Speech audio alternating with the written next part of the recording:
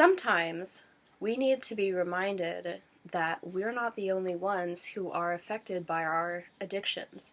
And sometimes by being reminded that other people are also affected by our addictions and bad habits, we can better move forward with the knowledge that we're not just doing it for ourselves, we're also going through the work of overcoming addictions and changing our bad habits, not just for ourselves, but for our loved ones. So, what is addiction? I've already created another video on this topic, but we'll review it very quickly again. So, addiction, as according to Greg Bear, is the compulsive use of any substance, person, feeling, or behavior with relative disregard of the potentially negative social, psychological, and physical consequences. There are numerous addictions and compulsions: shopping, drugs, alcohol, victimization mentality, control, sex, love, violence, money, gambling, mistaken identity, theft, video games, plastic surgery, eating, not eating, and many others. Just to give an idea about what these addictions and bad habits are. Now, to be clear, I am going to be specifically using the word addiction. This is going to include the concept of bad habits, which is essentially what it is that I just spoke about. And bad habits are just kind of like a looser term for the use of saying addiction. So it's like behaviors and things that we do, things that we go towards, move towards, so much that it's frustrating and like possibly anxiety provoking for ourselves and other people who are part of our life, but we're using them as coping mechanisms similar to addictions. I've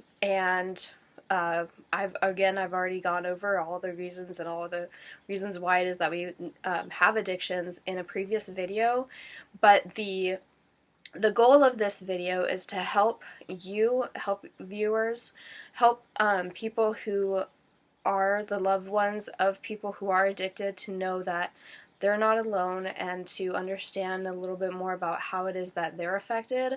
And it's also to help people who are in the throes of addiction or who are in the throes of bad habits to understand that that their actions and their addictions and their bad habits are affecting people around them more than just themselves. This also provides an incentive to change or quit completely these addictions and bad habits. And so by having that understanding and creating that awareness, we're better able to handle the addictions and bad habits that come our way or that we're currently dealing with, so that then we can overcome that and transform and change and improve those addictions and bad habits into more healthy habits. So my name is Charlotte Eisentraut. I am a certified life coach, and I have a degree in civil engineering, and I use my civil engineering degree to help people, in particular life coaching and mindset. And I've also done a little bit of business consulting, which has also been a lot of fun. So be sure to like, share, and subscribe. So I guess we're dive right into it. So one of the first ways that loved ones are affected by addiction is the concept of a change of face. So change of face means that when somebody goes towards this behavior, or so let's say gambling or shopping addiction.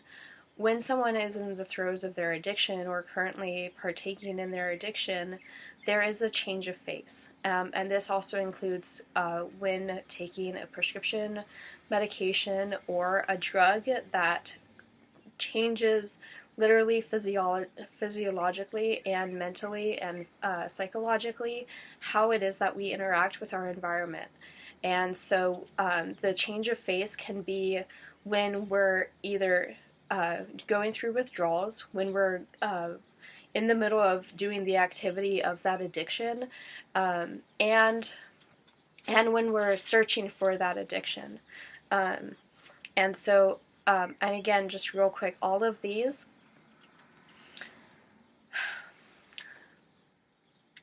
as I speak about addictions and bad habits, I am speaking from observing other people's behaviors, observing other people's addictions, and I also have I have my own addictions that I've had to go through, such as shopping and mindset, that I've had to overcome and that I've used. And at the end of this video, I'll be talking about solutions that you can use as a part of overcoming this.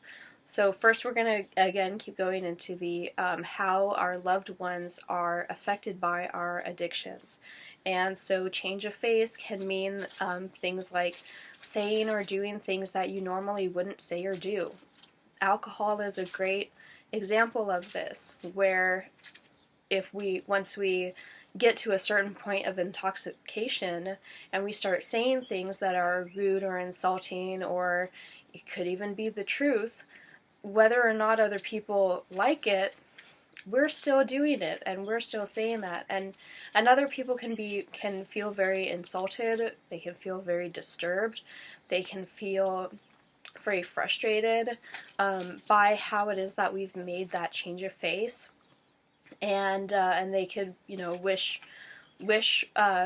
bad things upon us for doing that, or just like, and they can feel because it's very frustrating. They can be very frustrating to have to deal with someone who's in the middle of an addiction, or in the case of, like, if you've ever watched like Breaking Bad, where they were like doing heroin, and that's definitely a change of face. I mean, at first they're awake, and then they're asleep, and possibly asleep to the point of like if their body is not positioned in the right way, that they could literally pass away. These are real things. These are real concerns that people have for those who are going through the throes of addiction. With shopping, it could be spending other people's money that you shouldn't, because the addiction is not about, the shopping addiction is not about spending money as a way to be malicious. The shopping addiction is a way to try to feel like the person has more control in their life, and that by shopping there's a sense of treasure hunting. But unfortunately, as a part of shopping, that could be accumulating too much stuff and spending too much money. Change of face in terms of mindset can also be things like, if you have a lot of unresolved trauma and unhealed trauma, when somebody is triggered, and if you've seen some of these videos where people are just calm and collected, and then suddenly yelling and screaming at someone,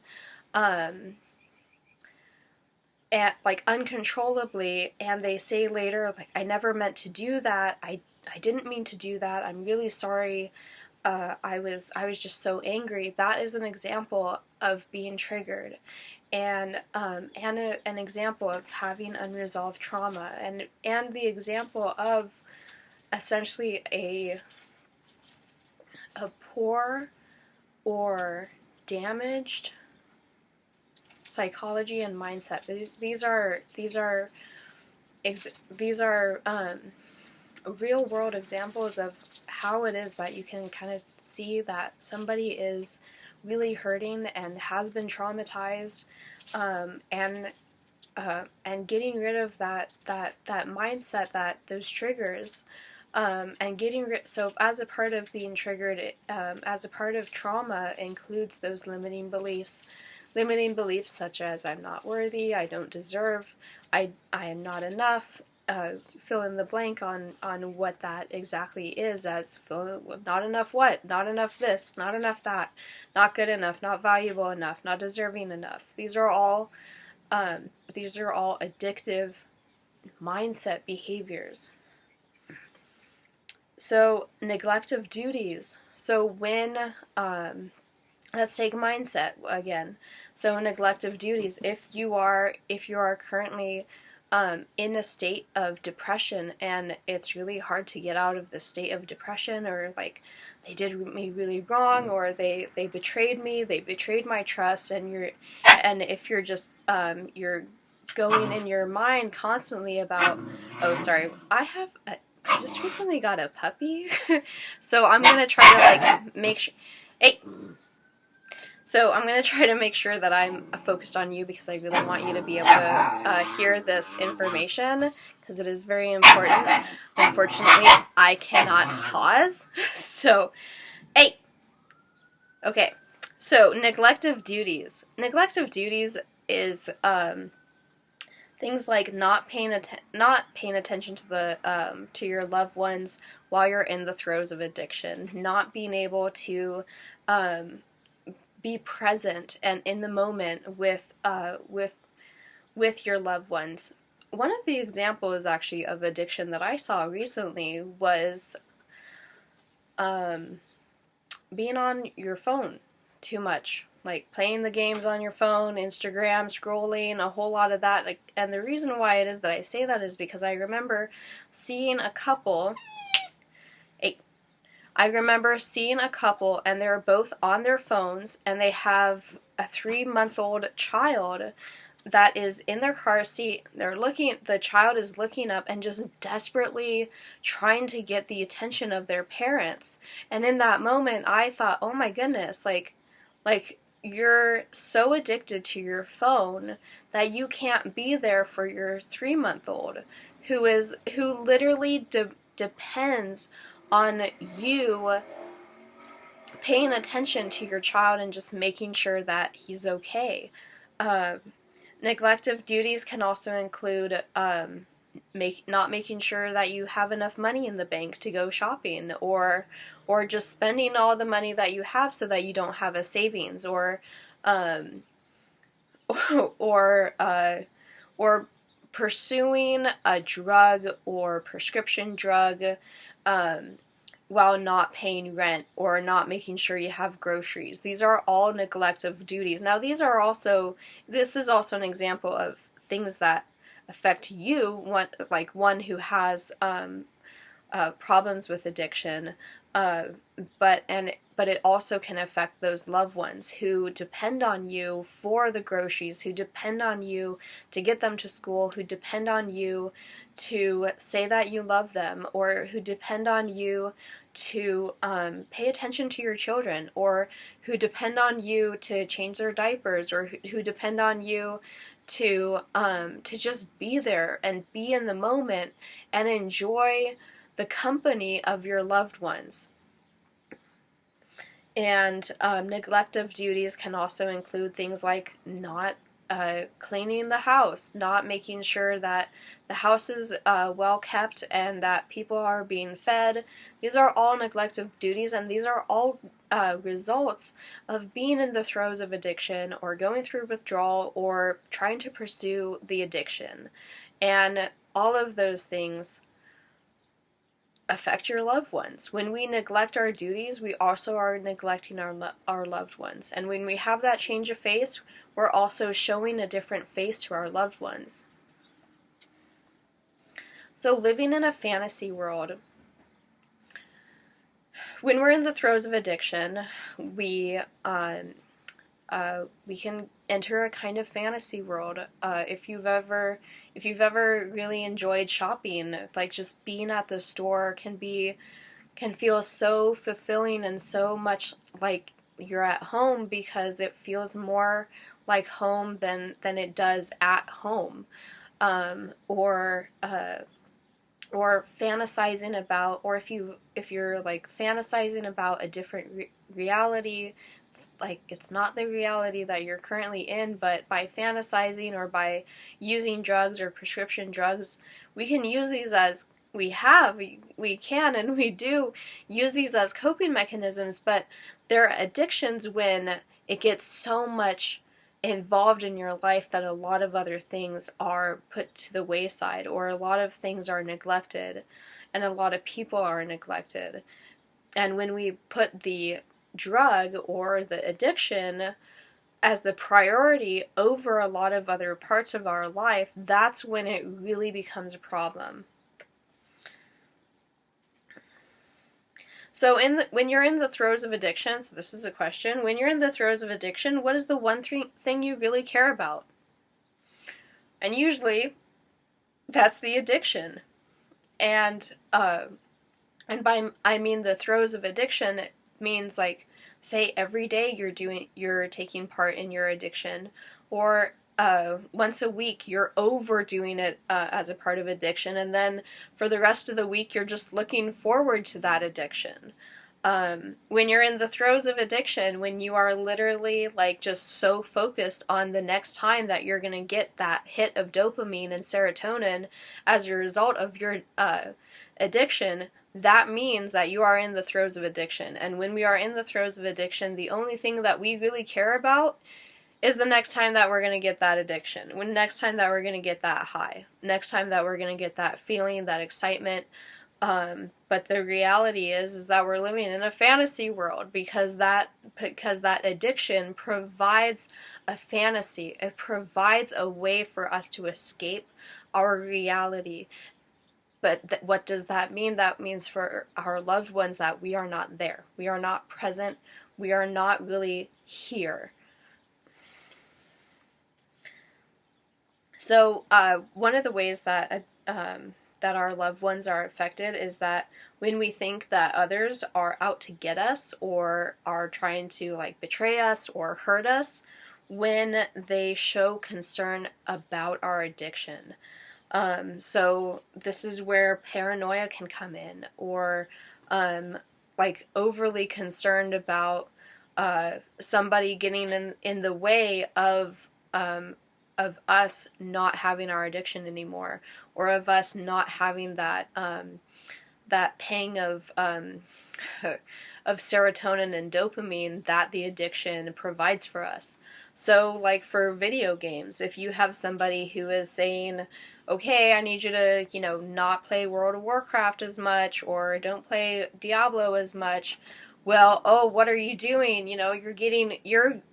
When somebody shows concern for that, if you're in the throes of addiction, you can seriously think that you are preventing me from getting the thing that I want. And so now then you're the threat, right? So when we think that our loved ones are the threats to us being able to take part in our addiction, that creates a wedge. That creates, it becomes difficult to continue the relationship sometimes, or it just becomes like, it just means that the relationship is in a state of strain, in a state of stress, because when somebody is showing their concern for our addiction, then we see them as a threat, and this is not conducive to what we're ultimately here for, which is love and connection. So falsifying data or lying. So how loved ones are affected. So falsifying data or lying. If we're in the throes of addiction and bad habits, and we just really, really want that shot of dopamine and serotonin that we get from taking part in these addictions, people have and will and possibly will continue to falsify data and lie so that they can continue their addiction. So one of the addictions that I mentioned before was control. This can be control of other people. There are people, and there are lots of people who get a shot of feeling superior, feeling good about themselves when they put down or control other people. And this is just the reality of our situation. And their addiction is literally controlling other people or putting other people down, and that includes falsifying data. Like, no, I didn't. You know, when told that they were doing something like controlling and abusing other people, no, I didn't. Well, if you want to continue to be able to abuse and control other people, yeah, you're going to deny it because you want to continue it. This is also a part of theft. So so theft, meaning that in order to gain access to a drug a prescription drug, whatever it is that costs a lot of money, if you're in the throes of addiction, you are willing to go do theft in order to, because it's this level of desperation, this level of like, I have to have it, whatever it is that this is. It doesn't matter, because you're in the throes of addiction. You're in the throes of, I need this, like, I need this, thinking that you need this because this thing at first gave you a sense of security and control. But now it's not. Because if you're lying and you're stealing in order to continue your addiction, your addiction is controlling you now. You don't control your addiction. This is why it is that this is now an addiction, because your addiction is taking control of you, taking control of your life, and you're living in this fantasy world that you can continue it and no consequences will be had. But the reality of it is that there are consequences.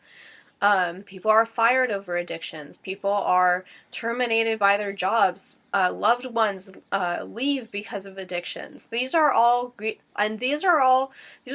things, and these are all real things that have solutions for. Like, it is not the end of the world if any of these things happen. It is not the end of the world, because there are solutions. There are different avenues that we can go. But the one avenue that we shouldn't continue on, if we are in the throes of it, is the addiction itself. Because if the addiction has taken control of your life, you have to transform it. You have to change it. You have to improve and do something else. Find something else. Find a different way to cope with reality. Because reality sometimes is just difficult. So, other things like neglecting others in pursuit of the next great hit of dopamine, serotonin, or that drug, that addiction that you are looking for. So when I actually mentioned earlier in this episode of not like the change of face and not providing the things that you need for your family, for your loved ones, for your dependents. This is a part of neglecting others, and this is a real part of being in the throes of addiction. Alcohol, drug, gambling, shopping, these are all parts and parcels of what really happens when we're in the throes of addiction. And it has real world effects on our loved ones. When we neglect others, this can include not providing enough food, not providing enough resources, not providing enough shelter. And it can also include up to not vocalizing, not being there, not being physically present, not being aware of the situation that you're really in, and not being aware of where you truly are in relation to everything. And it can include neglect up to the point of death of a loved one, because if you have dependents that have been so neglected as a result of the addiction. That can include up to and including death. And it can also include children, dependents, and loved ones being taken away by social services or by family members as a result of our addictions. And in particular, this is where owning it really, really comes into play. Like in my previous video, I had mentioned that that you have to be honest with yourself about what the real problem is. Now, I personally have not had any of my loved ones or children taken away from me or anything like that, but I have had interpersonal problems with others who have been addicted, and I know that I have had my own problems with others when I was addicted, such as to shopping or to these certain like mindsets or victimization or being or having my own traumas that needed to be healed, and things that and behaviors that I was addicted to, and mindsets and thoughts that I was addicted to as a result of other things that that I wasn't addressing. One of the things that I found real quick is that all addictions and all terrible behaviors that we all have, that we all carry, have an origin in how we were raised. In some way, there's something there, almost always, that needed to be healed and overcome so that we can forgive and move forward. And when we forgive and move forward and we heal that, reality becomes a whole lot more bearable, and the addictions don't become a scapegoat and don't become things that we rely on in order to be present in the reality or just be in reality. So, stealing and betrayal of others in pursuit of the fantasy that the addiction brings. So again, these are stealing and betrayal are again ways to keep the addiction going. These are the desperation attempts that people can and will take as a part of being in the throes of addiction, as a part of pursuing the addiction, and again, if you're stealing and you're betraying others and you're to that point, I mean, and you're like so focused on stealing and betraying others for your own satisfaction and for your own ego, that means that there's very much that addiction is very, very much controlling your life. And so so when I say as a part of addictions, I'm also actually going to include personality disorders in this. Again, I believe personally, I believe fully, this is not the viewpoint of YouTube or any of its affiliates, but I believe fully that a lot of these personality disorders have its roots in traumatic experiences that we've experienced as children, and that we've used these behaviors as a way to at first cope, and then now it's become the default. And by controlling others, by betraying others, we feel like we're more in control because we didn't feel in control when we were children.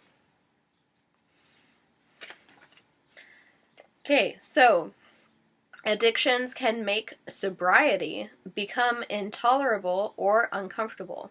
So especially when we don't have good coping mechanisms in place, such as breathing, going to therapy, being able to, just listen to music or allow ourselves to rest, this is where being in a state of sobriety can feel very, very intolerable and uncomfortable, because we're trying to pursue that addiction, and when we're trying to pursue that addiction, and you just keep thinking about the addiction, keep musing on it, keep thinking about the next time I'm going to gamble, the next time I'm going to go shopping, the next time I'm going to tell who's it's, that they're whatever, or try to control someone, or take this drug, or do this thing. Again, these are all just like, if we're just so focused on these addictions, then sobriety, the lack of having the addiction, can become unbearable. And this is really where it is that we really start to act out and do those things like betrayal, stealing, theft. Some addictions, let's be honest, addictions at first start off as a way to cope with reality. Let's be honest with ourselves. Most addictions start off as a way to help us cope with reality, but it's when they get out of control that they become an addiction. Some addictions help us in other areas of our life, social life, work life, at first, but then become our crutch when the addiction really takes hold. So say you're an introvert. So you're an introvert and you're at a party and they're serving alcohol. And so you drink a little bit of alcohol and you become a little bit more relaxed and you're able to have conversations with people and things are going really well, right?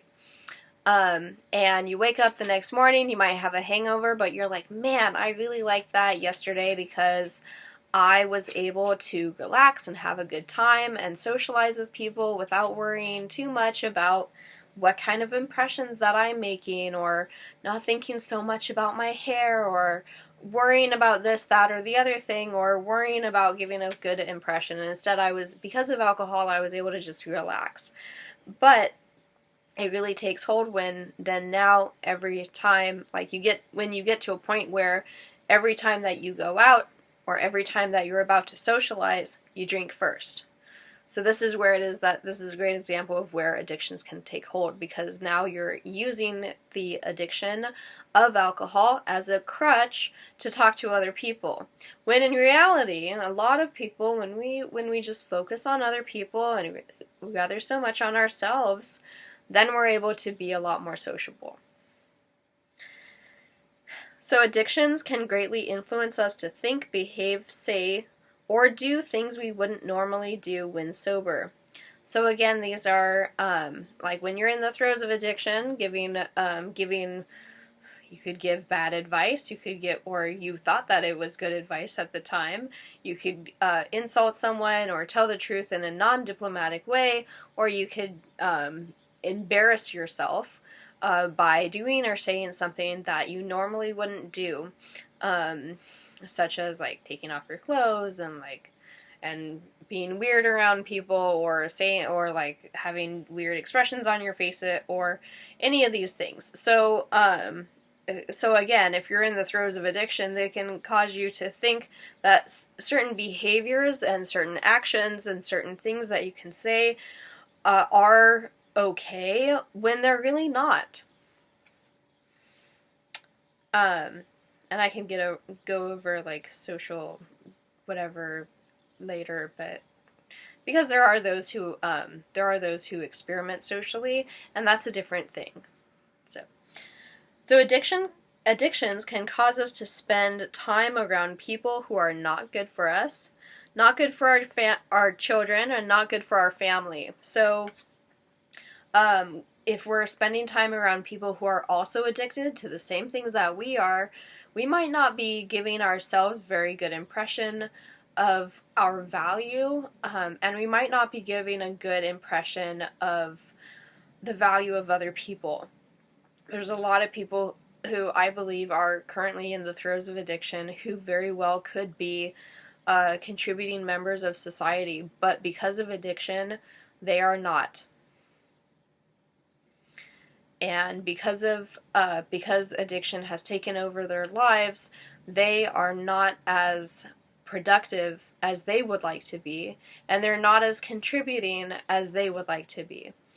And because of the throes of addiction and the fantasy world that they're currently living in, they think everything is fine when really it's not, but when sober, the reality can strike, and addiction and anxiety and frustration can come in because they realize that they're not doing what it is that they actually want to do, which can include, starting a business or pursuing a goal, pursuing a dream that really helps people, pursuing this product or service that could really help people, or contributing to the community in some way.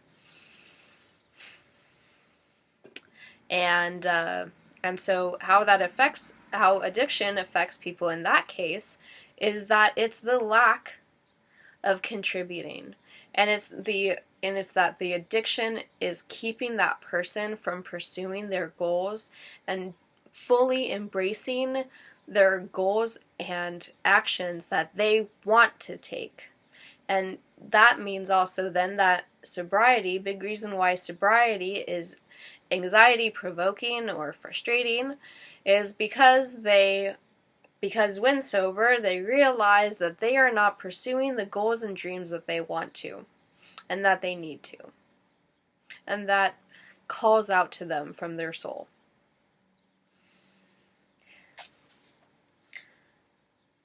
Sometimes addictions can make us, the people who are addicted, or those who are addicted, or the people that we're around, dangerous. So addictions can make us dangerous. That means that the lives and livelihood of others around us can be at stake. There are certain drugs, certain prescription medications, certain even behaviors, and again, I'm gonna go into mental states where it is that you don't even need to have a drug in order to be dangerous. These are all part of being in the throes of addiction, because if you are traumatized so much, and you are triggered so much, and you have all these unresolved issues, that by itself can make you dangerous. Now, not always to other people, but it can make you dangerous. It can make you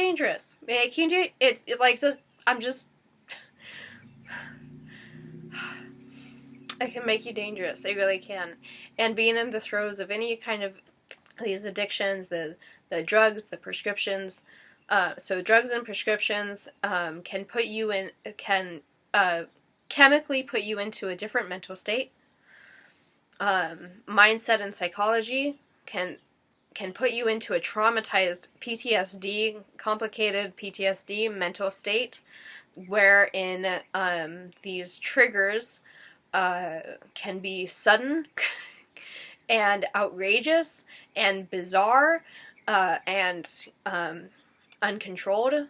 And so when we're able to actually really focus on healing and focus on neutralizing the effects of the trigger, and we're able to neutralize our behaviors, and we're able to bring in better coping mechanisms and be able to bring in better thought processes that are more empowering and are more loving to ourselves and others, that's where it is that then we can cease that mindset addiction, or that psychology addiction of having that sense of betrayal, that sense of victimization, and we can transform that into something that's a lot more healthy, and something that helps us be more creative and contributing to society, and less focused on our victimization, and less focused on our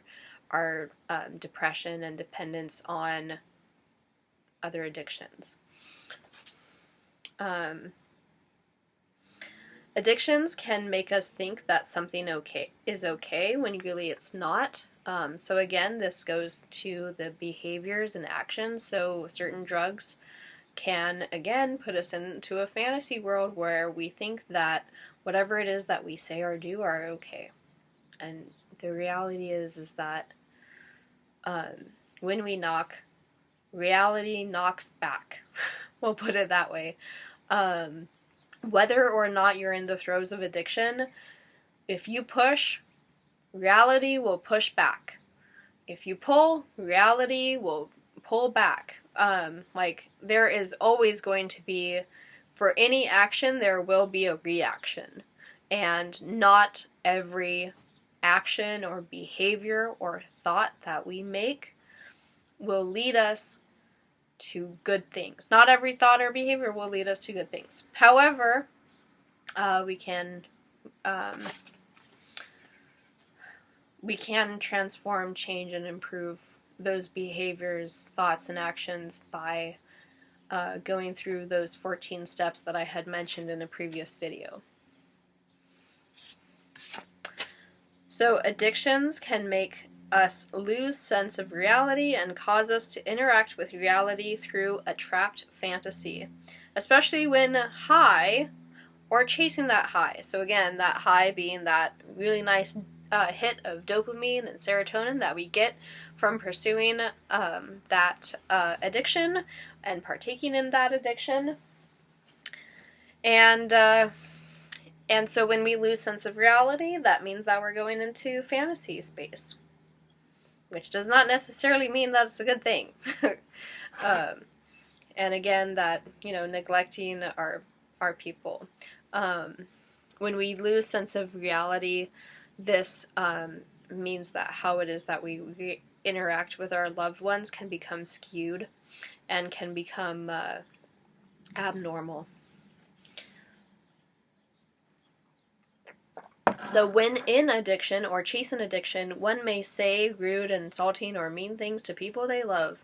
They may also tell the bare truth when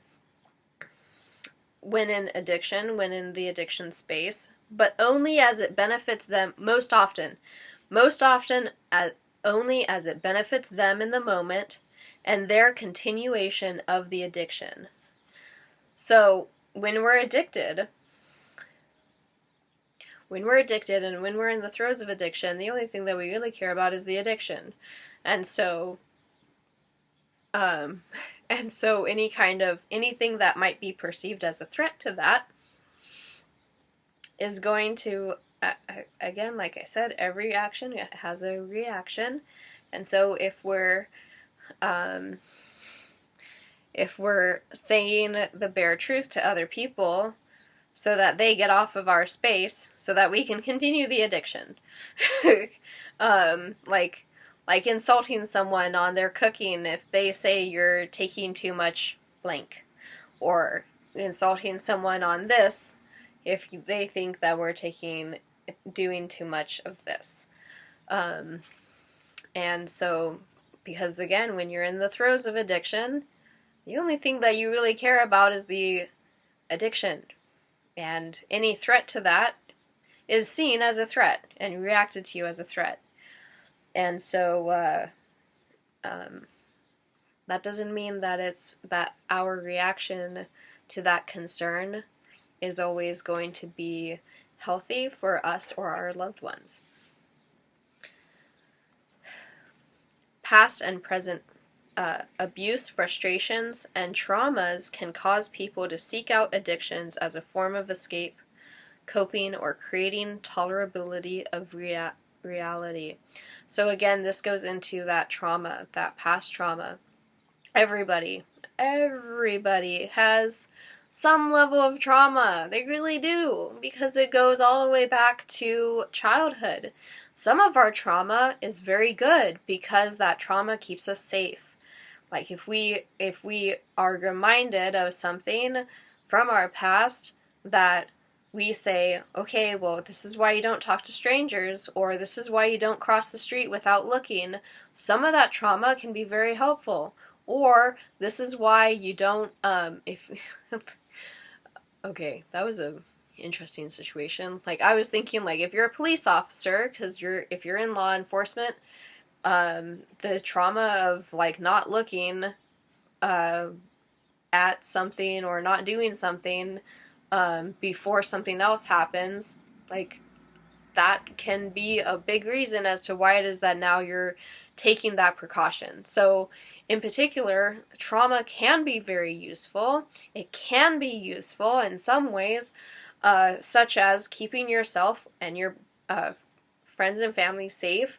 But some of this trauma, especially the over-the-top, unnecessary victimization, and unnecessary betrayal or theft of ourselves or our loved ones or our things, that's where it is that trauma can come to a level of being dangerous for ourselves, our loved ones, and others. And addictions can, so those behaviors, thoughts, and chemicals and actions that we might take can be used as a form of coping, but when that coping mechanism takes up so much of our life that other parts of our life are being neglected, that is when it's an addiction.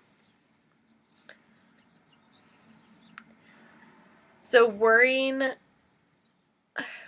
of anything can trigger someone to want to use their addiction to escape. So worry, there are certain emotions that we experience as a part of our innate human reality that can cause us to want to escape. So this is feelings such as guilt, shame, worry, frustration, anger. Those are the ones that just come off the top of my head. And when we're worrying and we're frustrated, these are things that can trigger inside us the want of pursuing an addiction. So now we get to go into solutions. Now that I've talked about for about 45 minutes all about, how it is that addiction can affect ourselves and our loved ones, let's go over solutions, because frick, I don't want to leave you just like with that. Like, I don't want to leave you like scared and anything like that. Last thing that I want to do, it is very important to have a solution, right? And most coaches would say at this point, become my client, and I recommend that you do become a client. I would like to start group coaching here very shortly, so that then I can also create courses and then have people pay and everything like that. But this right here, addictions and transforming addictions, is one of those topics where I feel very strongly that it is one that cannot and should not have a cash firewall associated with it. So yes, I will go over solutions right now. I do recommend becoming a client if you wish, because I would love to help you, and I love to help lots of people. This is one of those things where it's information that I feel very strongly needs to be given freely, so that people who are in the throes of addiction, drugs, behaviors, thoughts, traumas, otherwise, needs to hear this information. Okay, so the first solution is taking slow, deep breaths.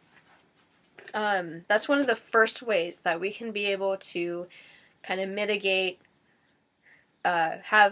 use a new coping mechanism, and kind of help us take control of the stresses in our lives and take control of the reality that we have at the moment. Everybody who has ever been born, who is not hooked up to a iron lung, probably has a set of lungs, and so taking slow, deep breaths can help us put ourselves in a more logical space and help us come back down and ground us. Grounding meaning just being with reality, not worrying about it, not overly, not worrying about the past, not worrying about the future, not worrying about just being in the present moment. So you can do 5 breaths in. I like to do the square method, so 5 breaths in, 5 breaths out, 5 breaths in, 5 breaths out, 5 breaths in. Or you can do 5 breaths in and wait for 8 seconds, and then 5 breaths out, wait for 8 seconds, 5 breaths in, wait for 5 breaths in, wait for 8 seconds, 5 breaths out, wait for 8 seconds, 5 breaths in, wait for 8 seconds. Those obviously aren't 8 seconds, but that's one of the things that you can use as a solution to an addiction problem, and the addiction problem of how it is that we are affecting our loved ones when we're in the throes of addiction. Okay, so learning healthy mechanisms. Some examples of healthy mechanisms include drinking a little bit of water, eating a tiny snack. It can include having a shower, putting some cold water on your face and your neck, making sure that your temperature isn't too high, or like going to a cooler spot, having what's called a bird bath if it's too hot, or making sure you get to a warmer place if it's too cold. Coping mechanisms can also include listening to music, meditating, or going to a dark, quiet room and just laying down and allowing yourself to sleep. It could also a coping mechanism can also include, depending on your situation, is to go to the couch, have a box of tissues with you, and just cry it out. That's another good coping mechanism. Sometimes we sometimes addictions are in our life for so long, for so much, because we haven't allowed ourselves to really express how we really feel. And so going to the couch or the bed, or at a time where it is that nobody else is around, and just crying it all out, or it includes yelling or whatever, and just letting it all escape out of your body can be very cleansing. So therapy or support groups. So therapy, either one-to-one or support groups, can be very helpful. So limiting your access to the drug, or creating new avenues, or like creating new activities that you can do. One thing that really helped me is a 3x5 card of all the reasons why I want to quit, and then also a 3x5 card of what I can do instead of the addiction that I had, and just having that in a space where it is that you can easily see and easily access, and that you can be reminded of when you're starting to get those thoughts of like, man, I really want this. I'm really wanting this this addiction. I'm really wanting to take part in this behavior or mindset thing, or whatever it is that the addiction is. So you could use the 1% improvement a day concept. Now again, I'm just gonna give you a whole bunch of solutions. You can write some of this stuff down, or just keep it in the back of your head, whatever works for you as some of these solutions, and then pick and choose as the situation presents itself. But nothing's better than one-to-one therapy with a licensed professional therapist. So so anyway. So 1% improvement per day concept. So basically that means, so when you use the 1% improvement per day, it's saying like, okay, so today I'm just gonna make sure that I put the cap back on the toothpaste, and and it's like, that's my And that's my accomplishment for the day. This is also, I'm speaking, of course, about, well, not really, of course, to you guys, but I'm speaking about times when it is that somebody is in such a state of depression that their entire house is pretty much just has been completely neglected. And they just need that, like, that 1% improvement just to get out of bed. And just having that 1% improvement a day method can be very, very helpful and efficient, because by the end of the year you can have a 365% improvement. Hooray! And that can mean a lot. And just remembering that 1%, like a little, it's called baby steps, little bit at a time. Baby steps, baby steps, baby steps, little bit improvement at a time. And it can also mean minute at a time, hour at a time, day at a time. So when you're changing something, or you're getting rid of something that you're addicted to in your life, sometimes it's that matter of just holding on to the moment and doing the best that you can in that moment, and recognizing that you are doing the best that you can within that moment. And even that itself can be a 1% improvement per day, just to give it a perspective. So changing who you spend your time with. So being cognizant of who we spend our time with.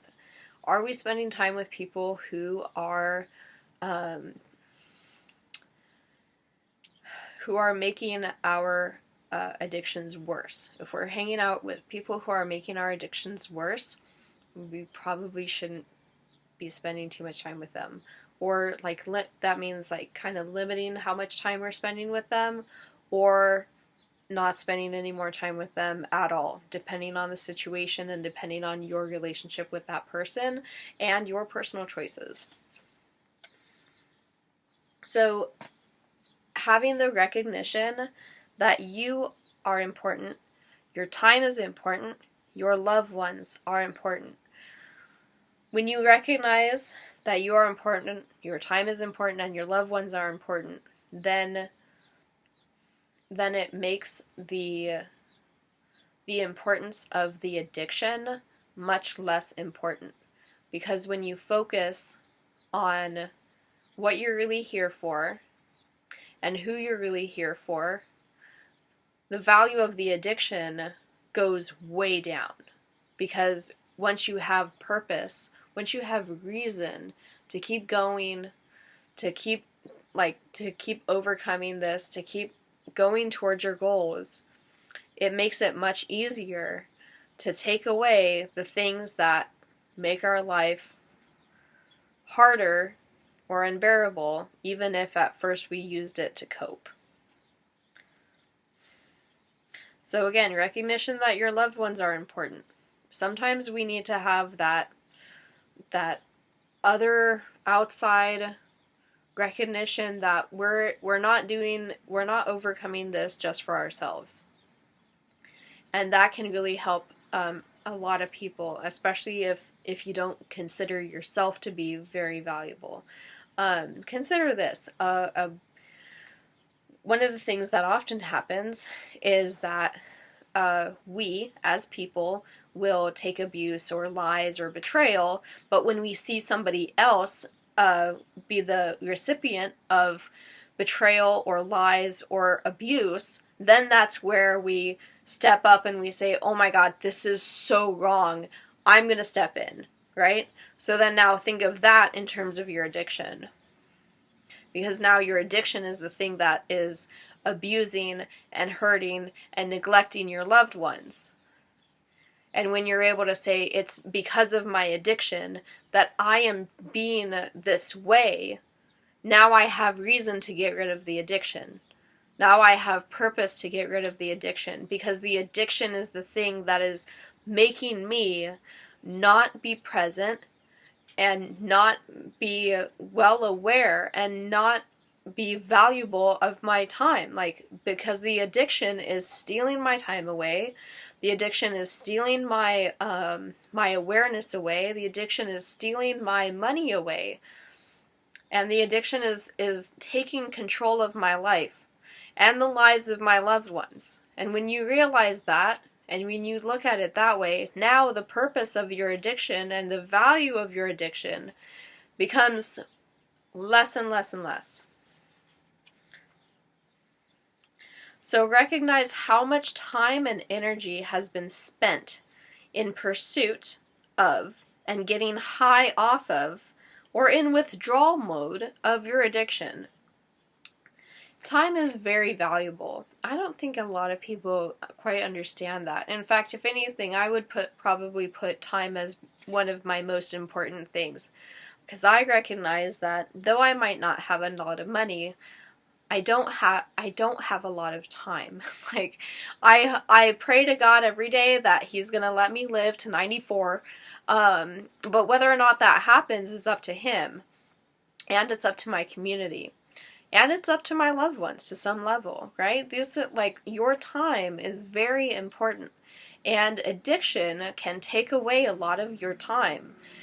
Because again, in the pursuit of and the withdrawal mode of and while you're in it, because if you're not very productive while you're in this addiction mode, or if you're not very productive, then what are you doing? Like, where's your time going? I mean, we can use it as a coping mechanism, but again, if it takes control of our lives, then it's not really a coping mechanism anymore.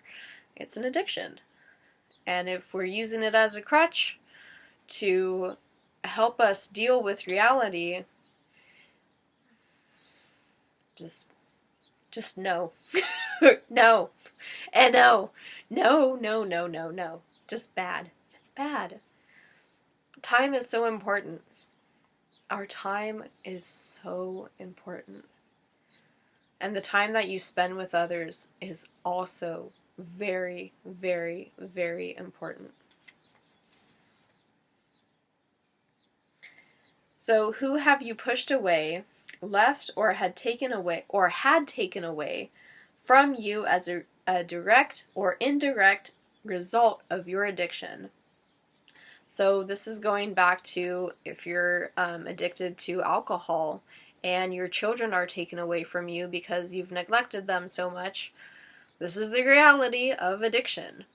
And this is the reality of recognizing why it's important to stop, change, improve, or transform your addiction. So that then you can have your loved ones back. So that you can have your children back. So that you can be there for your children and know that they are going to grow up in a well-grounded family home. And then also as a part of this is how many people do you have in your life who you've pushed away as an indirect or direct result of your addiction? Just think on that.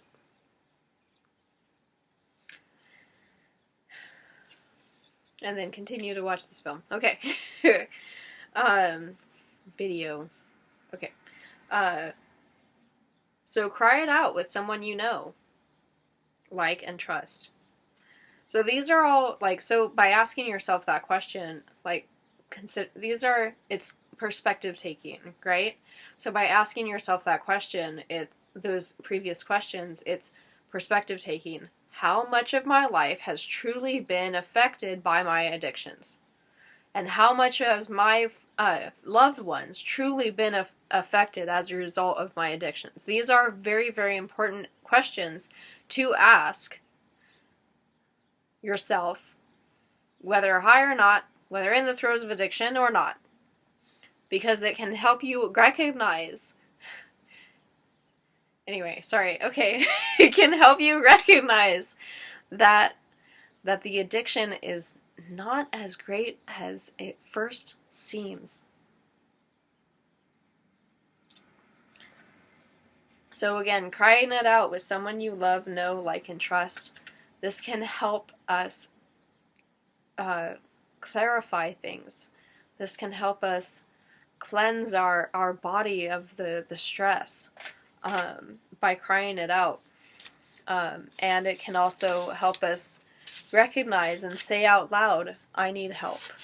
and I need to find help, and I need to go get the resources so that I can get the help that I need. So stay focused on small steps, small progress, and do not give up even if you fall off the wagon, or do not give up even if you give in to your addiction even just once. Focus on progress. The focus is on progress. Are you changing? Are you improving? Are you transforming your relationship with your addiction? And as you go through small steps, 1% improvement a day, you will see progress. Especially once you get to a point where, say, okay, like one day, day one, you're able to say, oh, look, I have this amount. 1 week, this is where I was, and now I'm here. 1 month, this is where I am, and this is where I was. 1 year, this is where I am, this is where I was. 5 years, 10 years, 20, right? These are, like, when you're able to really be honest with yourself and say, I am focused on my progress. This is very important. This is very important as a part of changing, improving, and transforming your relationship to your addiction. There are a lot of people, I've been to Alcoholics Anonymous meetings where somebody comes up and says, I've been sober for 20 years, and every day it's still a struggle not to go back to alcohol. And for them, if they had to completely eliminate alcohol from their life, that is their decision, that is their healthy way to deal with their addiction and to cope with, and to create different avenues of coping with life and whatever. But for some, it really is an everyday struggle, and it's going to be that way for the rest of their lives. And that just is what it is. And so,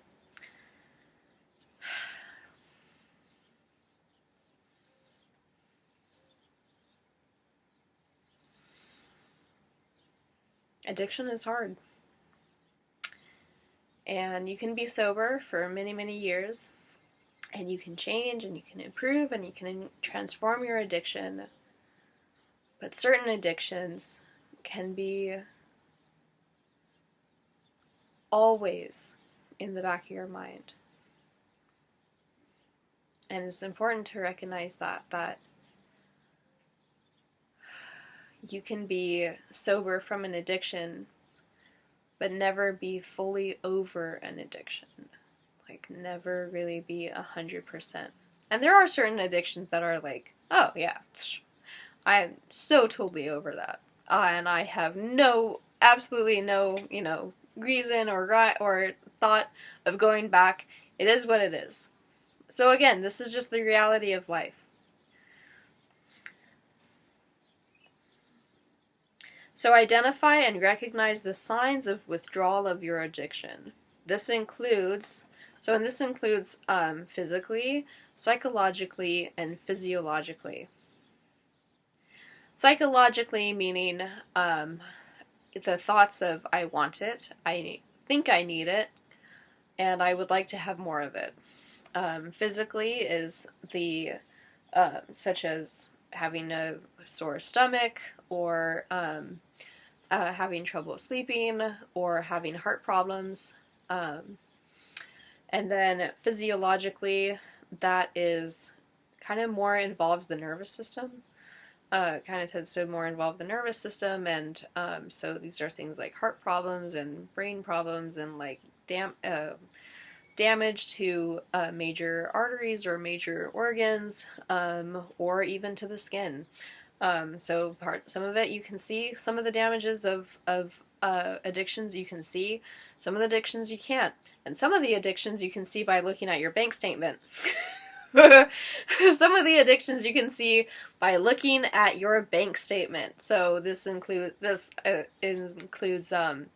shopping and gambling addictions. Listen to programs such as this. Hi. where we are reminded of the needs of our loved ones and our needs and their hopes and their dreams, that we make healthy choices. So when we recognize that our loved ones really do care about us and really do pray about us, whether or not they're still in our lives, can help us recognize that we need to make a change in our addiction or our bad habit. And sometimes just by listening to videos, podcasts, or programs such as this, where we talk about addiction honestly, and with open communication. Well, I mean, it's not really open communication because you're not really interacting with me except by commenting. Nonetheless, these can be very eye-opening in terms of helping us recognize a bad habit versus an addiction, and whether or not we need to change, improve, or transform, or even just completely get rid of any of these addictions and bad habits. So last one is, consider deep therapies that enter the subconscious and help untangle and even heal traumatic experiences and traumatic events that hold us back in life, and create what are called limiting beliefs. Limiting beliefs and these traumatic events can keep us addicted to behaviors, thoughts, drugs, or activities that we use to make life more bearable. This is one of those things where when you target the origin of why it is that you are addicted, when you target that origin, then everything else is able to go into play. Everything else is able to go into place in a way that is much more healing, much more comfortable, much better for you. So when we're able to go into our subconscious and really heal our mindset, then that's where it is that we are no longer dangerous to ourselves or others. We don't have those triggers, we don't have those limiting beliefs, and we're able to embrace our reality with a lot more enthusiasm and activity. Okay, so be sure to like, subscribe, share, and comment below on anything that has really helped you overcome addiction. If you would like to support this channel, I've left some links down below. If you'd like to check out any other resources such as writing, portfolio, or becoming a client or potential client, I have some links down below, and I will see you in the next video. Bye!